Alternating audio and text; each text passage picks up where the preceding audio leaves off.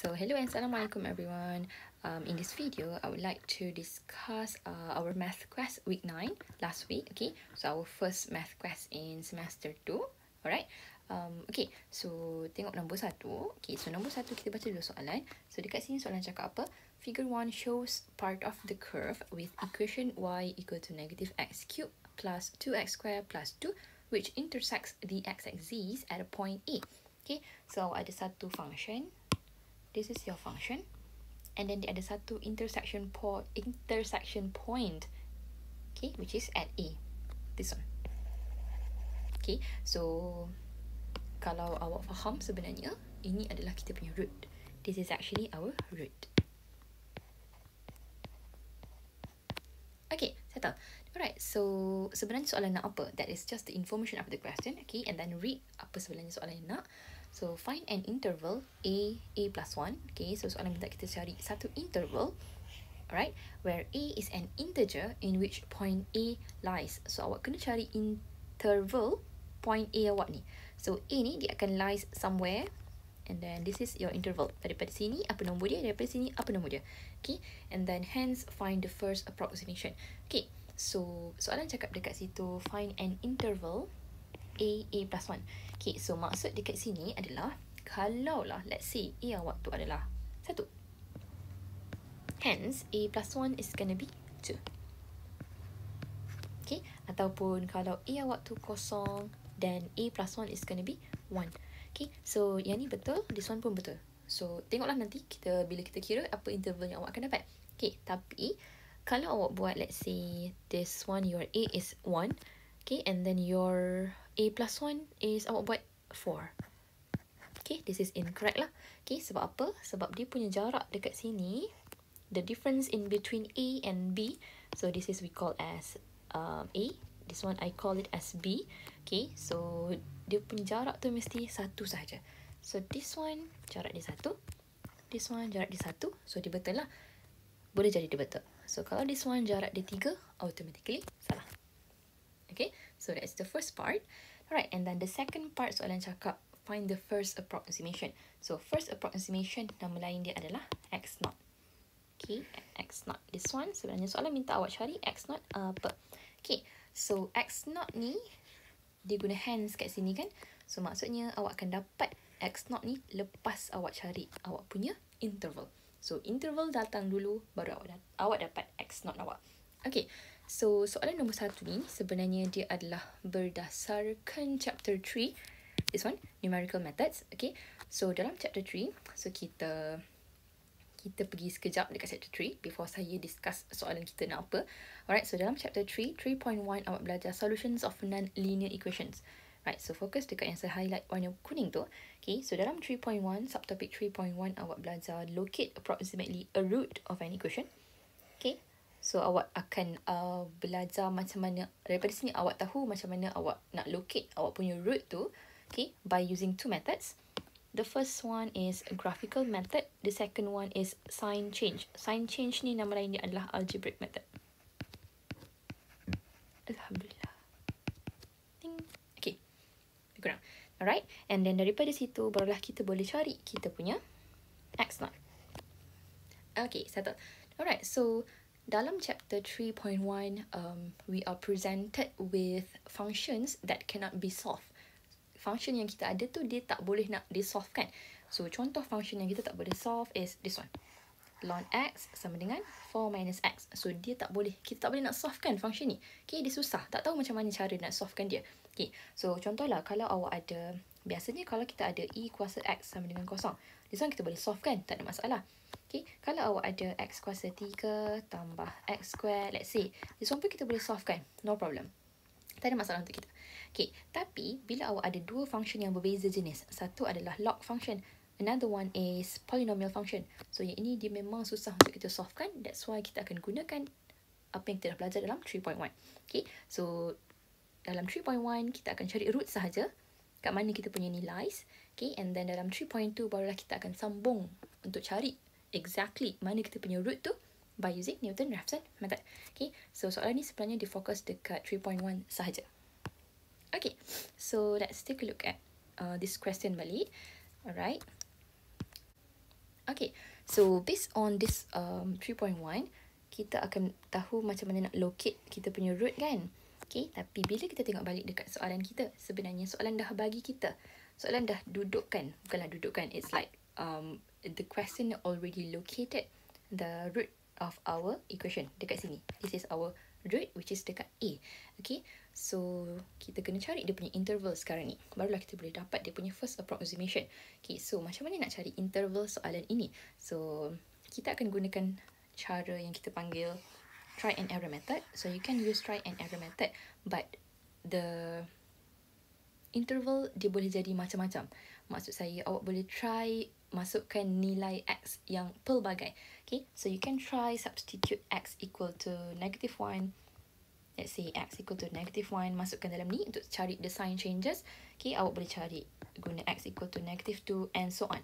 Okay, so kalau ikutkan dekat sini, interval kalau awak try guna negatif, let's say -1, dia mesti tambah 1, so dia dapat kosong. -1 sampai 0. Okay, awak boleh juga guna -2 sampai -1. Okay, tapi tengok balik, root awak ni dekat kawasan X yang mana?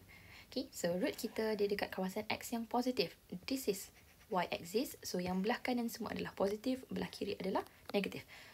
So this is totally incorrect. Okay, sebab awak punya root tu dia dekat kawasan X yang positif. So this one tak perlulah nak buat. Okay, memang dah sah-sah lah dia salah dekat situ. Okay, so awak akan start daripada kosong sampai ke sana. Mana-mana. Okay, so awak boleh try yang ni. You can try 1, you can try 2. You can try 0, you can try until 1. So these are the interval yang awak boleh try and error untuk awak cari dekat mana sebenarnya root awak tu lies. Tapi it's like wasting your time actually. Okay, untuk try semua root sampailah awak dapat root yang betul. Okay, so macam mana kita nak tahu kita punya root tu sebenarnya dekat mana? Alright, so if you notice, this function is cubic function. Okay, and then your calculator, it can take up to, I think, power of 3 untuk solve kan. Ataupun power of 4, I'm not sure. Okay, tapi yang sah-sah, kuadratik boleh. So, cubic pun sebenarnya boleh. So, why don't you try substituting this function into your calculator? Okay, and then awak akan dapat, okay, you are going to get X equal to 2 point something. Something. Okay, and then the other two roots adalah complex number, the complex root, so kita tak nak yang tu. We just want real root sahaja yang ada dekat X, Y graph kita. Okay, so yang complex awak tolak ke tepi, kita ambil yang real sahaja. So kalau tersilap saya, dia adalah 2 point something. Okay, so boleh teka tak? Bila kita punya root tu dekat 2 point something, let's say X kita equal to 2 point something. So kita punya interval adalah 2 sampai 3, exactly. Sebab apa 2 sampai 3? Sebab root kita X tu dia dalam dekat situ. Dia duduk dekat dalam tu. Okay, 2 point something tu duduk antara 2 sampai 3. Okay, so kalau tak percaya, kita boleh proofkan dia. Okay, so you prove, you substitute value of X, cari F2, cari F3. You are going to get positive number and negative number over here. Okay, so dia mesti change sign. So when one is positive, one is negative, meaning that betul lah awak punya interval tu, dalam interval awak tu ada root awak. Okay, so bila kita dah substitute, this one 1 mark, this one 1 mark. Okay, so you need to write a conclusion based on what you have learned in chapter 3.1.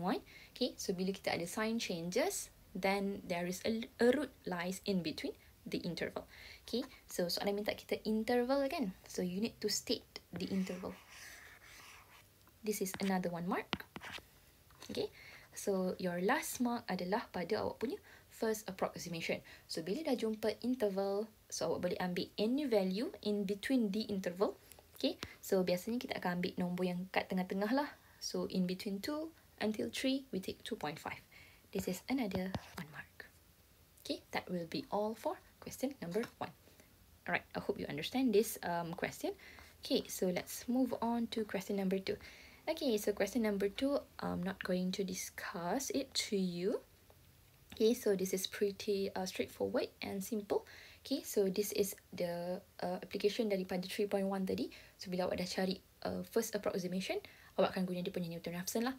Okay, so daripada sini tengok kita ada interval 3, 4. Okay, dekat sini soalan cakap there is a solution. Memang ada solution, memang ada root dekat dalam this interval. So you don't have to prove it. Soalan tak minta kita prove pun. Okay, so terus je cari first approximation 3.5. We take the middle value.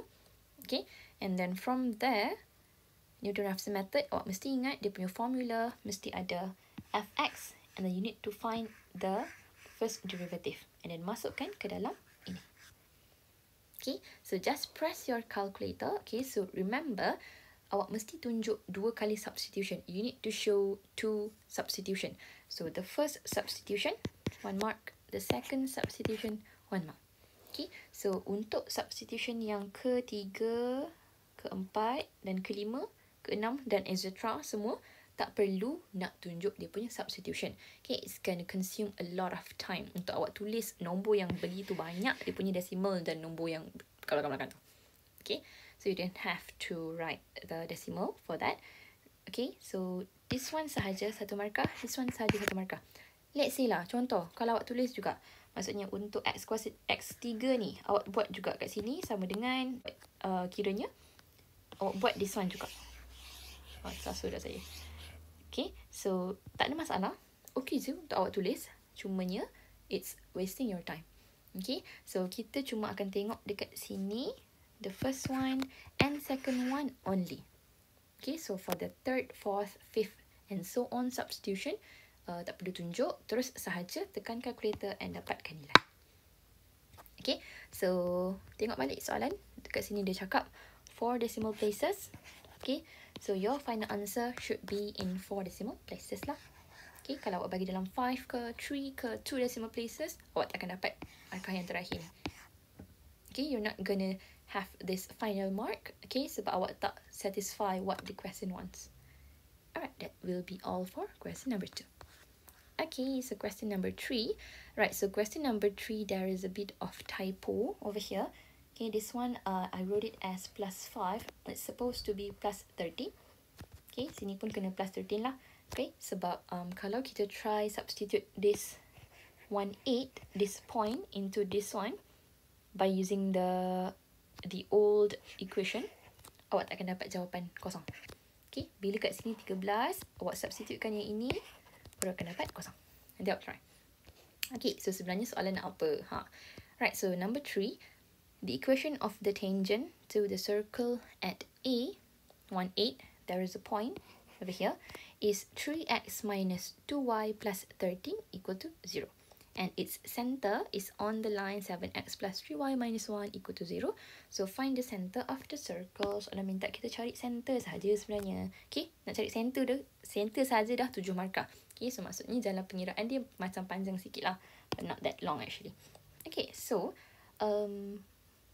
for me, it will be a lot easier if I draw a figure, if I draw a diagram. Dia akan membantu saya untuk fahamkan lagi saya punya situation. Apa sebenarnya yang saya nak buat, apa sebenarnya maklumat yang saya boleh dapat daripada soalan ini. Okay, so kita ada satu circle. This is my circle. This purple is my circle. Okay, and then dia ada satu tangent dekat point 18. Okay, the orange one is my tangent with equation 3x minus 2y plus 13 equal to 0. Okay, and then point in which the tangent touch the circle is 1/8.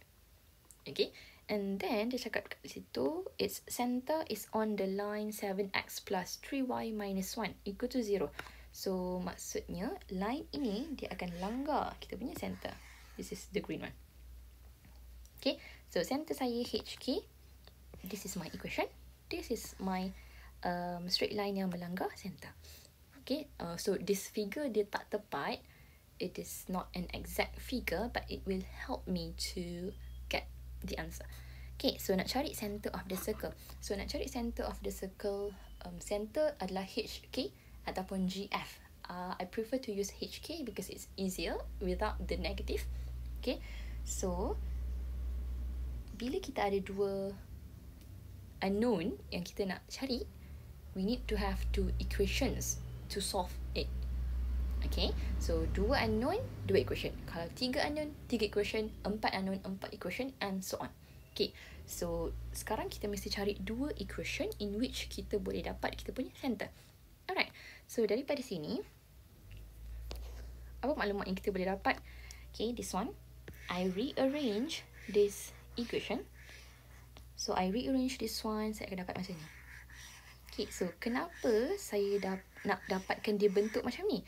Alright, so it's because I want to find this gradient. Saya nak cari gradient ini. This gradient of normal. Okay, so kenapa saya nak cari gradient normal? Sebab saya dah tahu satu point dekat sini.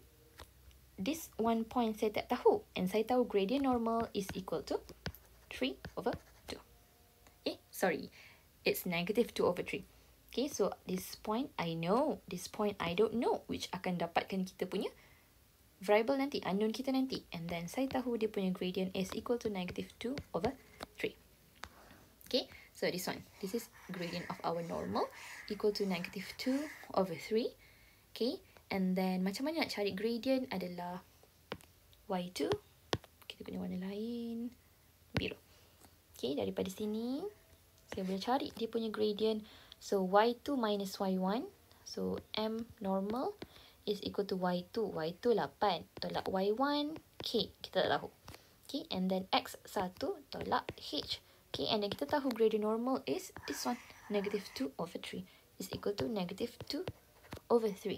Okay, so awak boleh pindahkan yang ini ke sana, this one ke sana. You will get an equation involving h and also k. Okay, so let's try to solve this one. So awak dapat, kita expand. This one ke sana, this one ke sana. So I will get 8 times 3 is 24. Minus 3k is equal to -2 plus 2h. Okay, so rearrangekan kita punya equation ni. Bagi cantik, dapatlah equation number 1. This one. Like this.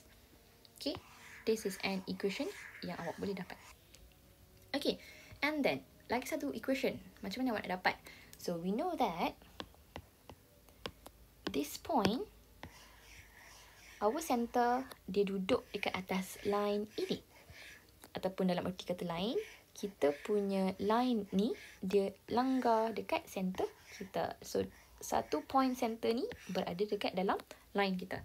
Alright, so boleh substitute that. Substitute h and also k into this one. You will get the second equation. Okay, so daripada sini, bila dah dapat dua equation, I think it will be no problem for you to solve it. Okay, you can straight away get h and k by using simultaneous equation. Dapatlah jawapan akhir. Okay, so soalan minta kita cari center kan. Kalaulah contohnya awak stop sampai sini saja. This one awak tak buat. Awak akan hilang satu markah. Sebab soalan minta center. Soalan tak minta nilai h dan nilai k. Dia minta center. So center, it must be in the form of coordinate. Dia dalam bentuk point. Okay, so dia mesti x, y in a bracket. Open bracket. Okay, kalau awak buat yang last ni baru dapat satu markah yang terakhir. Alright, that's it for number 3. Okay, settle. So let's go to number 4. Okay, so number 4. Jom kita baca soalan sama-sama. Okay, so you need to read the question carefully and extract all the information given. So, given that the equation of a circle, so you have a circle equation, this one. Okay, and then soalan minta apa? Find the values of m if y equal to mx is a tangent of the circle. Okay, so soalan nak kita cari value of m. This one. Okay, so saya suka lukis figure. So saya lukis satu circle and then dia ada satu tangent y equal to mx. Okay, so kalau awak perasan, if you notice, dekat sini adalah satu intersection point. Okay, meaning that awak boleh substitutekan nilai y equal to mx awak ni into this one, into this one. Masukkan dia dekat dalam setiap y yang ada pada awak punya equation of circle. Okay, so substitute y equal to mx. Okay, awak dapat macam ni. Okay, so I rearrange my equation into the form of this one. Ax square plus bx plus c equal to 0. So, kenapa saya susun ni dalam bentuk macam ni? Sebab saya nak hilangkan x variable ni. I want to eliminate this x variable by using apa? Okay, so we know that untuk circle, so kita ada 3 case. Kalau circle awak tu intersect at 2 points, so dia punya b square minus 4ac is greater than 0. Okay, kalau dia tak ada intersection langsung macam ni ataupun macam ni, yang atas ni ada 2 case tadi, yang ni ataupun this one. Okay, so untuk yang second case, dia adalah b square minus 4ac is less than 0. Okay, so the third case is when tak muat pula. Okay, so the third case is when your circle touch at only one point. So sama ada circle dengan circle ataupun circle dengan straight line. So this one b square minus 4ac, dia akan dapat exactly equal to 0. Okay, so kalau awak tengok dekat sini, this is our a, this is our b, this is our c. Dia tak ada langsung x, tak ada langsung x. Dia akan hilangkan x kat situ. So bolehlah awak dapatkan satu equation which involves m only. Okay, by using this one. Sebab kita punya tangent ni, dia touch dekat one point sahaja. So that's why we are using this one. Okay, so tengok kat sini, substitutekan awak punya nilai. Last awak akan dapat jawapan awak, nilai m awak. Okay, you are going to get your values of m. Okay, so kalau tengok dekat sini, this one. Okay, let's say you are answering subjective questions. Okay, so awak jumpa quadratic function and awak nak solvekan dia. Okay, so awak terus tekan calculator, lompat pergi sini. Maksudnya, lompat adalah awak skip this part. Awak skip part simplest quadratic ni. Awak tak buat. Cancel. Kita buat. Okay, awak terus lompat ke sini. Okay, so awak akan hilang satu markah dekat situ. Okay, sebab let's say try to expand this one back. Awak dapat tak yang atas ni? So 2m darab m, awak dapat 2m square kan? Tapi kat atas ni adalah 16, negative 16m square. So dihilang dekat situ. Okay, so sepatutnya awak kena simplifykan dia dulu, barulah awak akan dapat yang terakhir ni. Okay, this one you need to simplify it first, barulah dapat yang ni. Okay, ataupun lagi satu cara, lagi tepat kalau nak buat adalah awak buat kat sini. Kiranya kita factor out negative 18 kan? Sorry, negative 8. Okay, so kita factorize negative 8 keluar. Okay, so this one boleh juga letak negative 8. Tapi tak letak pun tak apa sebenarnya. Sebab negative 8 ni, bila kita bawa ke sebelah sini, dia akan jadi kosong. This one bawa ke sana, dia akan jadi kosong juga. So, awak nak buat yang warna hitam ni sahaja boleh. Awak nak letak yang this one warna merah saya buat ni pun, okay, no problem. Okay, kalau this one dia lagi clear sebenarnya, awak lagi faham nanti bila awak tengok balik. Okay, that's it. Itu sahaja untuk soalan nombor 4. Settle. Okay, so soalan nombor 3. I don't think... Oh, boleh. Sorry. Soalan terakhir, number 5. Okay, so show that x square plus blah blah blah is an equation of an ellipse with horizontal major axis. Okay, so this one, dia adalah equation of an ellipse with horizontal major axis. Apa maksud horizontal major axis? So, maksud horizontal major axis adalah bentuk kita punya graf tu. Dia macam ni. Okay, dia bola rugby yang tengah terbaring. Like that. Okay, so kalau awak tengok dekat sini, nilai A must be greater than B. Okay, so you need to rearrange your equation, this one. You need to rearrange it into the standard form of ellipse and A mesti lagi besar daripada B, barulah kita boleh showkan dia.